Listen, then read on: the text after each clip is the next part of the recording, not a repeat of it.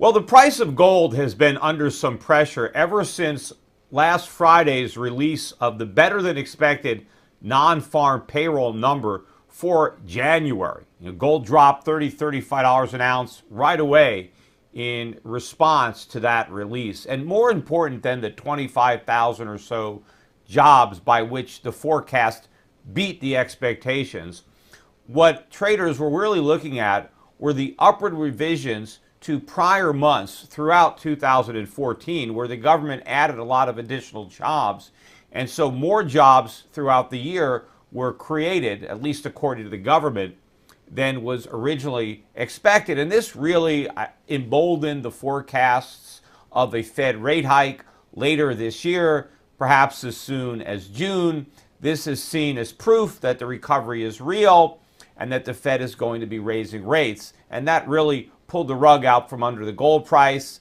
But more important is, let's look at the jobs numbers, because people are jumping to conclusions. Yes, we have been creating over 200,000 jobs a month, or we did create for most of 2014.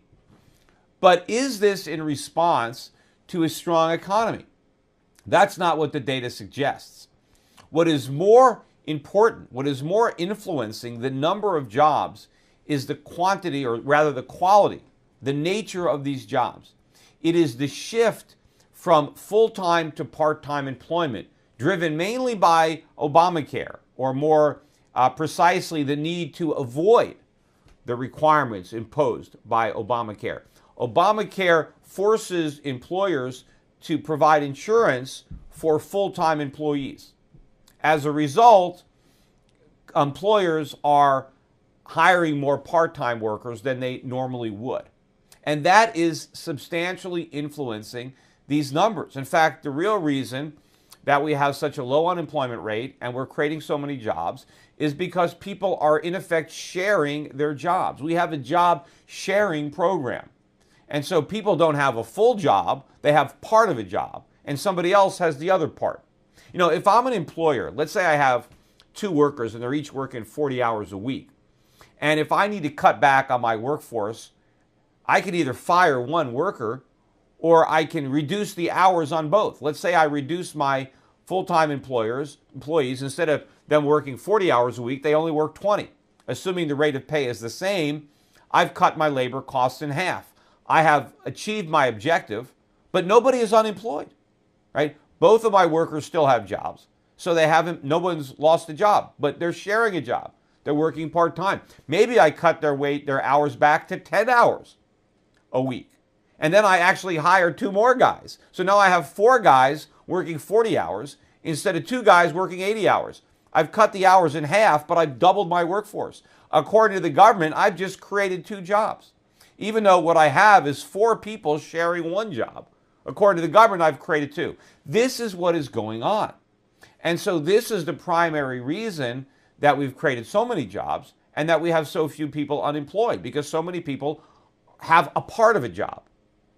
And I think that people need to look at a lot of other economic data that is more important, that has not been skewed by Obamacare.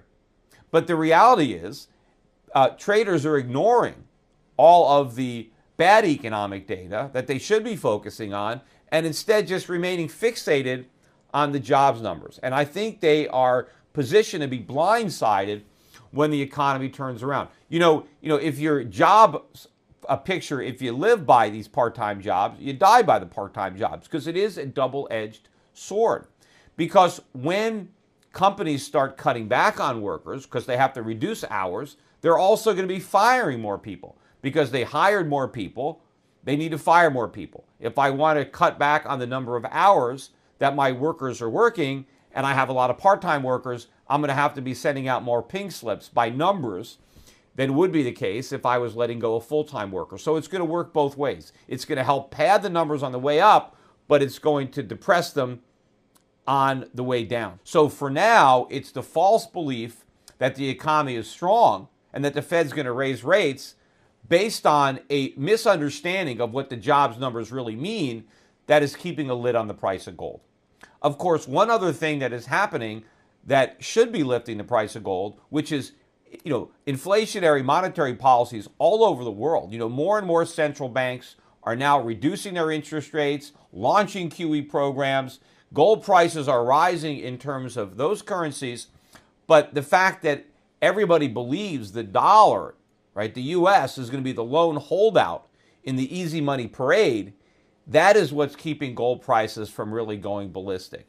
But I think, again, everybody's got it wrong. I don't think the U.S. is going to be the holdout when it comes to the easy money parade. In fact, I think we are going to be leading that parade. Not only are we not going to raise interest rates or not raise them substantially, maybe we get a trivial rate hike, although even there I think it's more likely that we won't.